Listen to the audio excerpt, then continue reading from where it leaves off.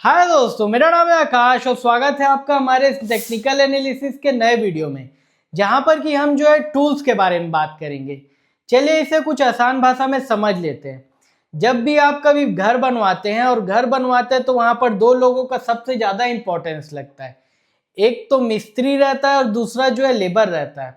मिस्त्री को वैदिक काल में जो है राज मिस्त्री भी कहा जाता था, जो कि आपके घर को एक एक ईंटें जोड़ जोड़ के आपके लिए घर बनाने का काम करता है। और जब वो घर बनाने की काम करता है तो वहां पर छीनी, हथौड़ा और कई सारे प्रकार की चीजें उपयोग करता है, जिसे एक प्रकार से टूल कहा जाता है।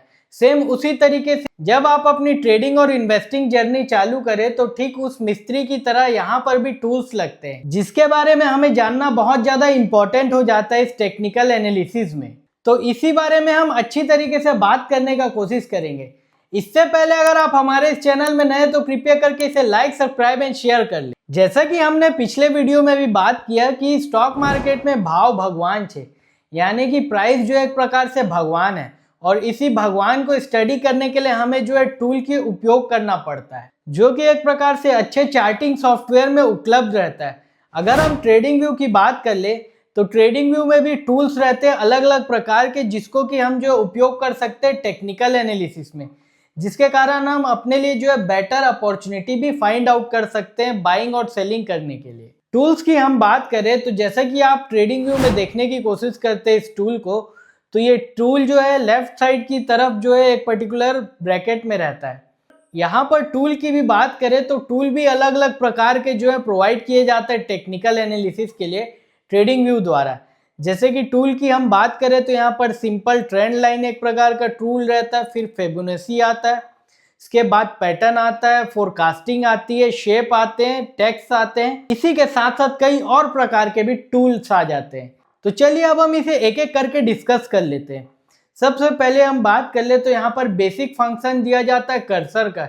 जैसे कि हम कभी अपना माउस उपयोग करते हैं सिंपल टर्मिनल में या ट्रेडिंग ना भी करें तो वहां पर पॉइंट से या एरो से कई सारी चीजों से डिनोट किया जाता है। ठीक उसी तरीके से आपके ट्रेडिंग टर्मिनल में कर्सर दिखाया जाता है, माउस के एरो या पॉइंट या कुछ भी आप जो है चूज कर सकते हैं अपनी सहूलियत अनुसार से। ये एक प्रकार का टूल आपको उपयोग में आ जाता है। दूसरा यहाँ पर सबसे इंपॉर्टेंट टूल की बात कर ले तो यहाँ पर आ जाता है trend line as a tool. जैसा कि आप लोग देख पा रहे होंगे यहाँ पर ट्रेंड लाइन में अलग अलग प्रकार के टूल्स जो हम मुहैया करवाए रहते हैं। अगर हम ट्रेंड की बात करें स्टॉक प्राइस की तो यहाँ पर स्टॉक प्राइस जो है अप जाता है या डाउन जाता है या साइड में रुक जाता है। तो जब कोई भी शेयर जो है हाई बनाने की कोशिश करता है तो वहां पर वो हायर लो बनाता है और उस लाइन को आप कनेक्ट कर देते हैं तो एक प्रकार से ट्रेंड लाइन बन जाता है। जैसा कि आप लोग देख पा रहे होंगे इस निफ्टी के चार्ट में यहाँ पर सपोर्ट और रेजिस्टेंस को भी देखा जाता है और उसे भी एज अ ट्रेंड लाइन की तरह ड्रॉ किया जाता है। इसी तरीके से इंपॉर्टेंट ट्रेंड लाइन टूल हो जाता है एक एंगल का। जैसे कि आप लोग देख पा रहे होंगे निफ्टी में हमने यहाँ पर ट्रेंड एंगल को जो है प्लॉट किया है। 2020 से 21 की हम बात करें तो वो लगभग 32.61 डिग्री की है और 23 से 24 की बात करें हम तो 27.23 की है। जैसा कि आप लोग देख पा रहे होंगे ये एक प्रकार से ये भी बताने का कोशिश करता है कि ट्रेंड में कितनी प्रकार की तेजी है।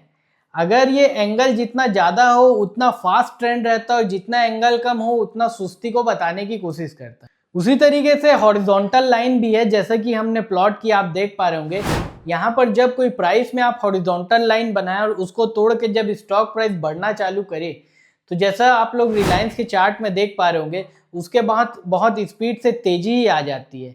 सेम उसी तरीके से डाउन साइड के लिए भी ये उपयोग किया जाता है। फिर दूसरे टूल्स की हम बात करें तो यहाँ पर फिबोनाची प्रकार का एक टूल्स रहता है। फिबोनाची की हम बात करें तो फिबोनाची एक ऐसा नंबर होता है जो कि नेचुरल इन्वायरमेंट में बार बार जो है रिपीट होता है। जैसे कि आप अगर किसी भी फूल को पकड़ के देखें तो उसके जो पत्ते एक पर्टिकुलर डिजाइन में और एक नंबर में अरेंज रहते हैं। सेम उसी तरीके से अगर हम पेड़ के ब्रांच की बात करें तो वो भी एक प्रकार से अलग अलग ब्रांच की तरह ऑपरेट करते हैं। तो ये जो फिबोनाची का नंबर है वो टेक्निकल एनालिसिस में भी बहुत ज्यादा उपयोग आ जाता है। यहाँ पर फिबोनाची रिट्रेसमेंट, फिबोनाची फोरकास्ट ऐसे कई प्रकार के जो है फिबोनाची टूल्स दिए जाते हैं जिसे हम उपयोग करते हैं। जैसा कि आप लोग देख पा रहे होंगे कुछ इस प्रकार से दिखता है। इसके यूज के बारे में अगर आपको और जानना हो तो आप हमें कमेंट करके बताएं जिससे कि हम आपके लिए और वीडियो बना सकें। उसके बाद हम दूसरे टूल की बात करें तो यहाँ पर पैटर्न आ जाता है। जब भी कोई स्टॉक प्राइस टॉप बनाता है या जब कोई स्टॉक जो है बॉटम बनाता है या जब कोई स्टॉक जो है सीधा मोमेंटम बना के चलने की कोशिश करता है, तो यहाँ पर अलग अलग प्रकार के पैटर्न बनते हैं जो कि प्रोफेशनल निवेशकों को, प्रोफेशनल ट्रेडर को पता चल पाते हैं। अगर हम टॉप के पैटर्न की बात करें तो यहाँ पर double top, triple top, head and shoulder pattern बनता है। सेम उसी तरीके से डाउन साइड में भी बनता है। तो जैसा कि आप लोग देख पा रहे होंगे यहाँ पर हेड एंड शोल्डर के पैटर्न के बारे में यहाँ पर दिया गया है। यहाँ पर आप निफ्टी में भी देख पा रहे होंगे कैसे हमने डिजाइन करके बनाया है हेड एंड शोल्डर पैटर्न। इसी तरीके से अलग अलग प्रकार के पैटर्न यहाँ पर लिस्टेड है जिसको कि आप अपनी अपनी सहूलियत से उपयोग कर सकते हैं। इसी के साथ साथ नीचे आप देख पा रहे होंगे टाइम साइकिल और साइकिल के बारे में भी दिया है, जिसको कि आप जब एडवांस स्टडी करेंगे चार्ट की तो वहां पर ये सारी चीजें जो है काम आ जाती है। इसके बाद हम प्रोजेक्शन एज अ टूल की बात करें तो जब भी हम कोई चीजों को प्रोजेक्ट करते हैं या जब कभी हम ट्रेड लेते हैं तो वहां पर बाई साइड में जब हम ट्रेड करते हैं तो हम रिस्क और रिवॉर्ड जो है डिटरमाइन करते हैं। तो यहाँ पर जैसा कि आप लोग देख पा रहे होंगे ये टूल एक प्रकार से रिस्क रिवॉर्ड भी बताने का काम करता है, अप साइड में और डाउन साइड में।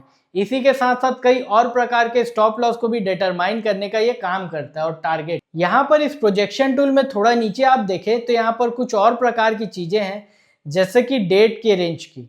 यहाँ पर इसी के साथ साथ फिक्स्ड रेंज वीवैप और वॉल्यूम वीवैप के बारे में भी बताया गया है जो कि एक प्रकार से इंडिकेटर की बात करता है।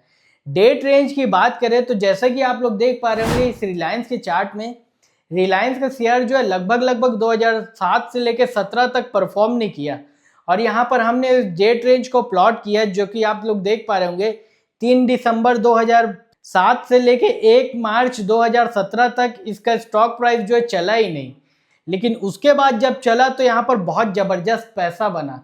तो इस प्रकार से इस डेट रेंज के टूल को हम उपयोग करते हैं। इसके बाद हम ब्रश की बात कर ले, एरो की बात कर ले, शेप की बात कर ले, तो यहाँ पर अलग अलग प्रकार की चीजें जो कि हमें इंपॉर्टेंट रहती है चार्ट को स्टडी करने के लिए। और यहाँ पर ये सारी टूल को उपयोग करके हम चार्ट को और अच्छी तरीके से स्टडी कर सकते हैं। इसी के साथ साथ आप नीचे देख पा रहे होंगे टी प्रकार का एक आइकन है जिसे कहा जाता है टेक्स्ट और नोट के लिए। कई बार जब हम कोई ट्रेड लेते हैं या कोई स्पेसिफिक लॉजिक लगाते हैं तो हम उस चीजों को भी अपने चार्ट में लिख सकते हैं, कई बार उसे नोटिस कर सकते हैं या वहां पर हम फ्लैग लगा सकते हैं। तो इस प्रकार से अलग अलग चीजों का हम उपयोग कर सकते हैं इस टूल को उपयोग करके। यहाँ पर ये टूल जो है हमें ट्विटर में ट्वीट करने के लिए, इमेज के लिए और आइडिया जनरेट करने के लिए भी सहूलियत प्रोवाइड कर। आइकन के बारे में अगर हम बात करें, जैसा कि आप लोग देख पा रहे होंगे यहाँ पर अलग अलग प्रकार के आइकन जो है प्रोवाइड किए जाते हैं ट्रेडिंग व्यू द्वारा। जब हम कोई ट्रेड को देखते हैं, एनालाइज करते हैं, उसके बाद पोजीशन ले लेते हैं, हमें प्रॉफिट होता है तो हमें अच्छा लगता है। उसी तरीके से अगर हमें लॉस होता है तो वहां पर हमें दिक्कत आती है और फ्रस्ट्रेशन होता है जिसके कारण हम गुस्सा होते हैं। तो जब कभी आप ट्रेड करते हैं तो उसका लॉजिक लिख सकते हैं, तो वहां पर आप इमोशन भी डाल सकते हैं कि कौन से समय आपको क्या इमोशन आया और इमोजी आपका इमोशन को बताने का कोशिश करेगा। तो इसका आप वहां पर उपयोग कर सकते। आखिर में जाते जाते हम थोड़ी और नीचे की चीजों की बात करें तो यहाँ पर जैसा कि आप लोग देख पा रहे होंगे स्केल है, जूम इन जूम आउट का ऑप्शन है, ड्रॉ करने के ऑप्शन है, इंडिकेटर हटाने के ऑप्शन है, पूरे चीजों को एक साथ डिलीट करने के भी ऑप्शन है जो कि डस्टबिन से डिनोट किए जा रहे हैं। इसी के साथ साथ मैग्नेट और कई प्रकार की और चीजें हैं जो कि आप जैसे जैसे करके धीरे धीरे करके प्रोफेशनल टेक्निकल एनालिस्ट बनेंगे तो वहां पर आपको ये सारी चीजें जो है काम आएंगी। अगर आपको इस टूल से रिलेटेड कोई डाउट हो तो आप कमेंट करके बता सकते हैं। तो आज के लिए बस इतना ही दोस्तों। ऐसी ही और एक्साइटिंग जानकारी जानने के लिए आप हमारे इस चैनल को लाइक, सब्सक्राइब एंड शेयर करें। धन्यवाद।